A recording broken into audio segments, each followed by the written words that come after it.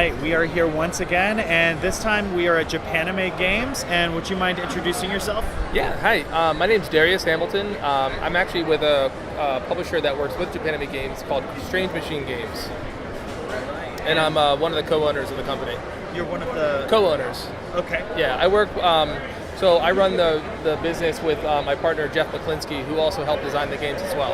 All right. Yep. And so you said as well, were you partly helping with the design of these games? Yep. So where Jeff mostly designed this one, this was really his baby. The other one that we'll talk about next, Attack on the SCF-1, was a co-design between the two of us. Okay, so we'll blitz through this one because it's not that important. It's fun though, yeah. So these are both Robotech games. So Yep. What's it like working on a game that has such an IP attached to it?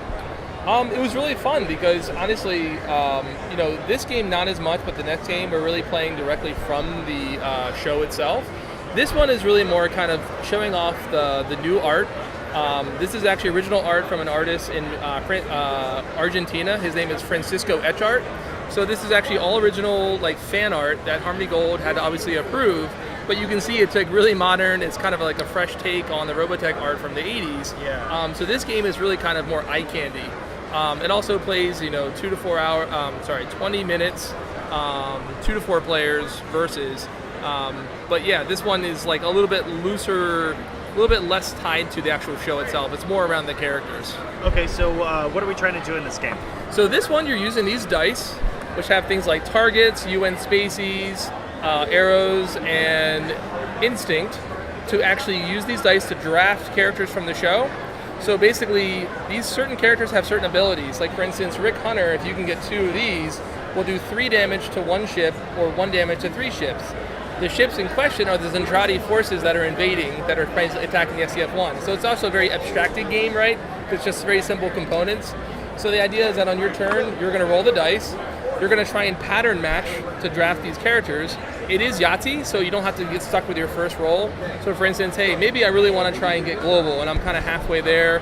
And maybe I want to get Rick, and I'm kind of halfway there. Well, I'm going to take these dice, and I'm going to re-roll. Well, that wasn't the best roll, but based on what I have, I can change it. So maybe I want to get something like, I want to get Max Sterling. He's going to do 1 damage to the corners, and he's going to do 2 in the center. So what they do, you have to kind of evaluate what the victory points give you on the board and how much damage these take. And then you're trying to figure out, it's a little bit of push your luck because it is dice rolling, so you're not going to necessarily get the ones you want. Sometimes you have to get the ones that are left that it's going to give you the most value. So you play luck of the roll off the strategy of re-rolling and what's visible there. Exactly. What's available here. Yep. And so these guys are going to stay stacked up, and you have to run through them. So let's say I go through my dice and I get this guy. Let's just say I get this. Oh, that's supposed to be okay. So the guys who set this up before, they're supposed to be upside down. So you're not supposed to know what's going to be next until you're the next player. So I don't think they set it up. Yeah. So the guys, there were some people who played it and they didn't set it up the right way, but that one was set up the right way. So let's say you got that one, this one, and maybe this one. Well, on your turn, if I drafted these 2 people, you have this pool left to draft from. Okay. And then what comes up next will be a new wave of Zentradi. So it's always a little bit different each time. Okay. You can have carryover damage. So for instance, let's say I don't get the best roll and I get some characters that leave behind. Well, you're kind of a head start on getting some victory points that I left damage for you. So very simple. A group just came through here, 3 of them. They played this game in about 15 minutes. Okay. And that was from never even learning how to play. So they just learned. I taught them 1 round and they just picked it up and went. Okay. I mean, it looks like it's pretty simple as far as the amount of components, the amount of space that it takes. Yep, you got it. And it's a pretty quick pickup game. That's the point. It's a small box, small form factor. It's got a bag for the tokens, and that's nice. it. Yep.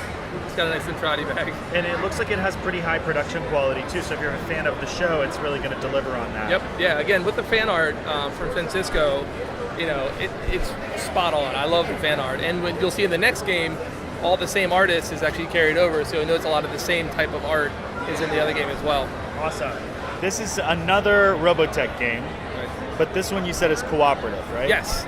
So unlike the one you saw before, Ace Pilot, this is a 1 to 5 player cooperative where you actually play the characters from the show. So you can play Lisa Hayes, you can play Roy Fokker, you can play Claudia, You can play Captain Global. You can also play Max Sterling and Rick Hunter. Okay. So some of the scenarios kind of dictate which character is the best for that scenario. But what you're kind of seeing here is the complete game board on one of these optional mats. So the essence of this game, because it is cooperative, the game itself is trying to basically stop you from progressing through the episodes of the show. Okay. So if you want to hand me that, I'll show you guys on this. Yep. So the first scenario is actually a setup, and then you actually start with episode 1, Booby Trap. So anybody who knows the show, they know the very first episode of Robotech was Booby Trap. So you're loosely playing a situation, you have certain objectives that you're trying to reach, all while the Zentradi are basically trying to invade the ship, they're trying to get to the bridge, and they're trying to give you lost conditions. So essentially the game is AI-driven, being card-driven, and it's trying to basically stop you from progressing through the story. Awesome. So it's not just combat, but it's also damage management, resource mitigation. You have actually population from Macross City that you allocate to give you actions. The Zentradi themselves, it's always like a new game every time, because even though the book is the same, you're always playing, episode 1, scenario 1. Okay. What Zentradi come out will always be different. And what they actually do, like their combat and how they move, will be different because it's card driven. Okay. Some really cool features of the game are that the ship can move. I'll wait till he sees that. Move our ship for So us. Global can actually turn the ship around. Global can also transform into battle mode. This comes with the game. So with this mode, people familiar with the show, you can do certain things that you can't do in the other mode. Like you can fire the reflex cannon, which will actually help you destroy everything in a single quadrant. Okay. It allows people like Lisa Hayes to do the Daedalus maneuver, which is where she takes one of these ships and she punches it straight into an enemy ship, and then it opens up and fires all these weapons. It's pretty wild. So we tried to stay really true to the show, so fans of the show will really feel like they're in the show when they're playing the game. That's great. I mean, that's definitely what you want with this kind of an IP. Okay, so we've got enemies trying to attack the ship. What are the heroes trying to accomplish? So the heroes are simply trying to accomplish surviving to the next, basically to the next chapter. Okay, so it's like once you've completed X chapters, the game is... Exactly. So in scenario 1, episode 1, when you finish this, you get certain you meet certain objectives, you get resources, which help you get to the next episode, which is episode 2, with a new situation, a new set of cards that are going to be drawn, a new set of things that are going to happen.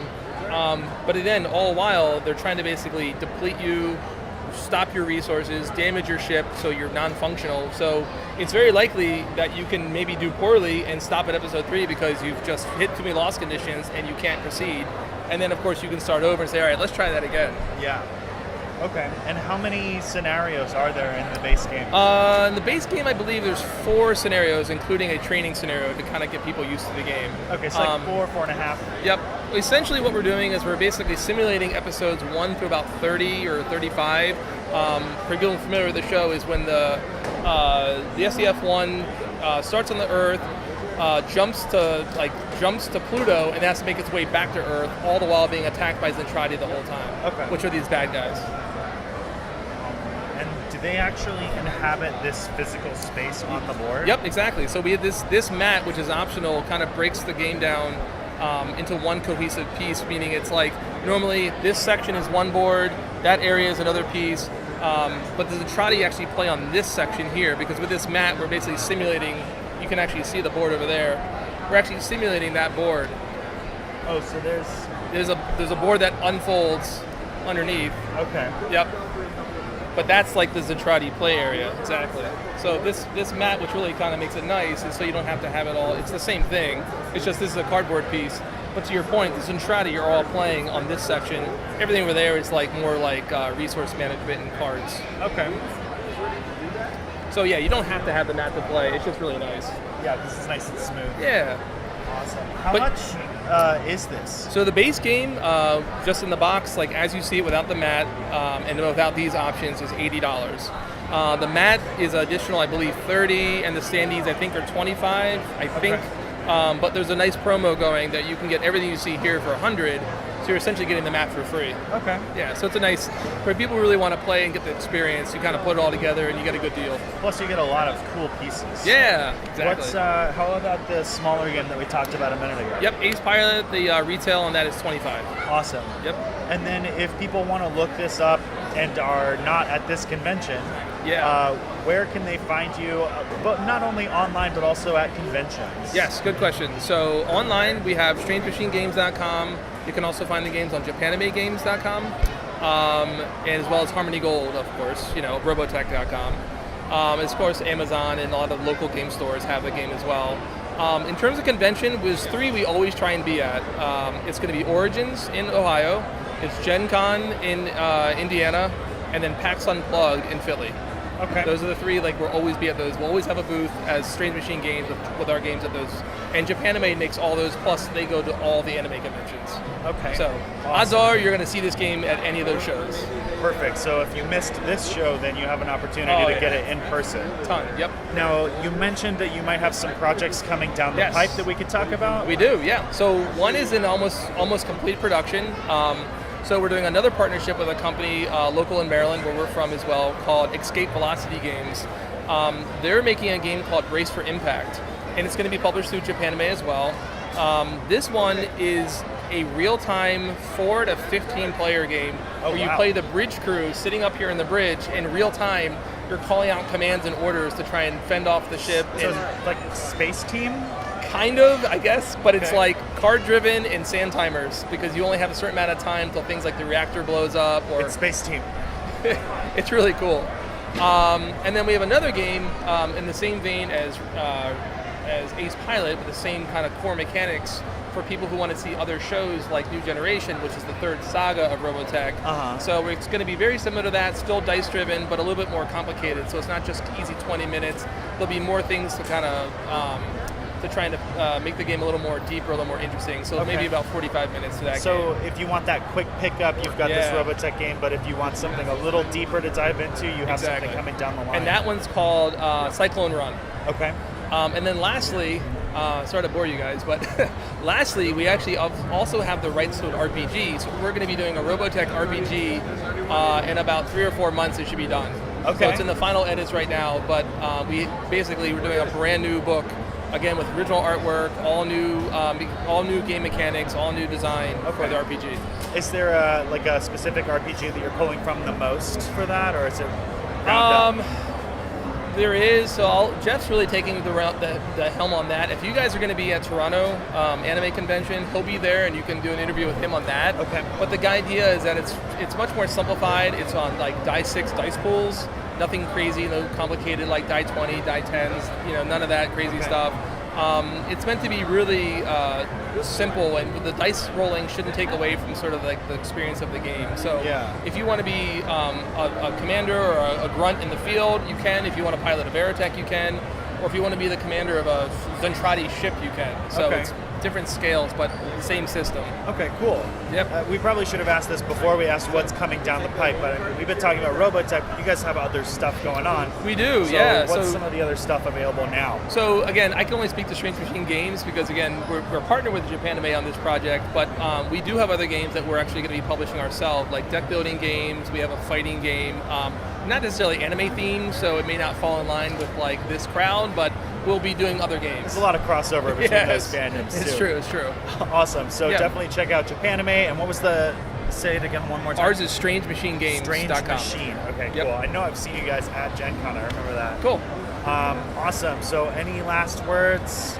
Just buy the game already. Yeah, buy it. Jack-offs. Hit us up on BGG. Hit us on Facebook. If you have any questions, we're always happy to help.